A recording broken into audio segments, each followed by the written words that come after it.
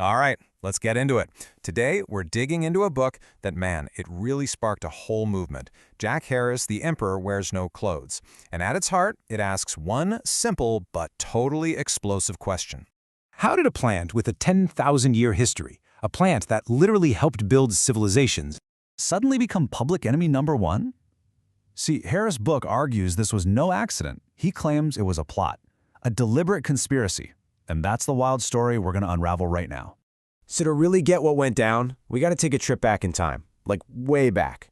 We're stepping into what Jack Harris called a forgotten golden age, a time when hemp was, and I'm not exaggerating here, one of the most important crops on the entire planet. I mean, just look at this resume. The scale of this history is staggering. We're talking about the very first woven fabric, 8,000 years before the Common Era. Wild, right? Then you fast forward thousands of years and the first American colonies are passing laws that force farmers to grow it. By the 1800s, it was a top medicine prescribed by doctors. This stuff wasn't on the fringe, it was fundamental. And it wasn't just for one thing. It was for everything. Get this. The word canvas, it comes directly from cannabis. The paper they used for drafts of the Declaration of Independence? Hemp. The original Levi's jeans for the gold miners? Made from hemp sailcloth. The great masters like Rembrandt and Van Gogh, they painted on hemp canvas. It was just everywhere. And you want to know who was one of its biggest fans? Not some counterculture guru. We're talking about George Washington, the first president of the United States. He was telling his groundskeeper to plant this stuff everywhere. He and the other founding fathers knew just how vital this plant was for the new nation's survival. So, that's the big question, isn't it? If this plant was so incredible, so useful, why on earth did it get banned? Well, according to Heuer, this is where the story takes a really dark turn. It all goes back to the 1930s, when new technology was about to make hemp a superstar all over again. And that made some very powerful people very, very nervous. $1 billion. You have to remember, in the 1930s, during the Great Depression, that was an absolutely insane amount of money. It'd be like someone today saying an industry is going to be worth trillions. That was the kind of potential they saw in hemp. And this wasn't just some wild guess. We're talking about magazines like Popular Mechanics, a super respected publication, calling it the new billion-dollar crop. So what was the big deal? A new machine called the decorticator. All you need to know is it suddenly made processing hemp incredibly easy and cheap. It was a total game changer. And here's why that mattered so much. This data is from the US government itself way back in 1916. A single acre of hemp could produce as much paper pulp as over 4 acres of trees.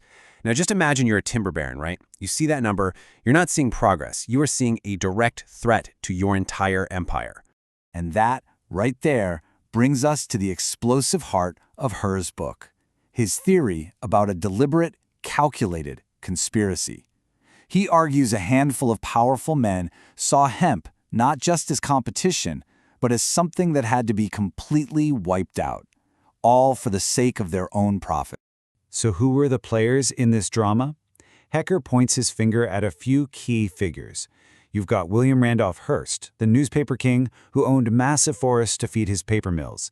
You've got DuPont, the chemical giant, who was about to launch nylon and new plastics. Their biggest backer? Andrew Mellon, one of the richest men on earth, who also happened to be the U.S. Secretary of the Treasury. And who does Mellon appoint to run the Federal Bureau of Narcotics? His own nephew-in-law, Harry Anslinger?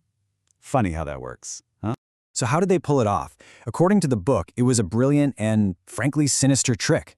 They just changed its name. They stopped calling it hemp and started exclusively using this obscure Mexican slang term, marijuana. It was a genius move in a twisted way because it totally confused everyone. Lawmakers, the public, they had no idea they were banning a plant their grandfathers grew. They thought they were banning some scary new foreign drug. And here's the alleged playbook. Step 1, rebrand it. Make the familiar word hemp disappear. Step 2, launch a massive smear campaign. Fill the papers with crazy made-up stories linking marijuana to crime. Step 3, whip up a full-blown moral panic, Reefer Madness. And then, step 4, while everyone is terrified, you ram a new law through Congress so fast that nobody even knows what hit them. Boom, game over for hemp.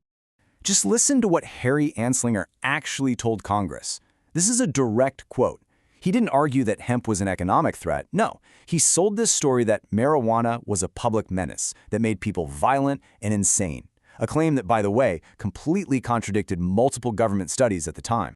And let's be really clear about this. As Heard documents, the campaign was dripping with racism.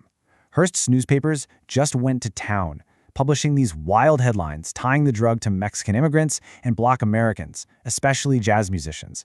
They basically invented a racist fantasy to scare the public. Which brings us to the title of the whole book, which is just perfect. It's all about perception, about power, and about a truth that Harrer says has been hiding in plain sight this entire time. You know the old story, right? The emperor is naked, but everyone pretends to see his beautiful new clothes because they're afraid to speak up. For Jack Harrer, all those official reasons for the ban, the Reefer Madness, the violence, that's the emperor's invisible suit. It's a fabrication everyone just went along with.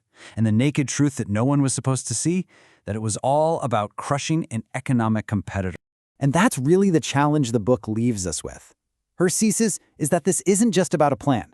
It's a story about how powerful people can rewrite history, how they can manufacture fear just to protect their profits. He argues a whole history was just erased. And it forces us to ask ourselves, what do your own eyes see?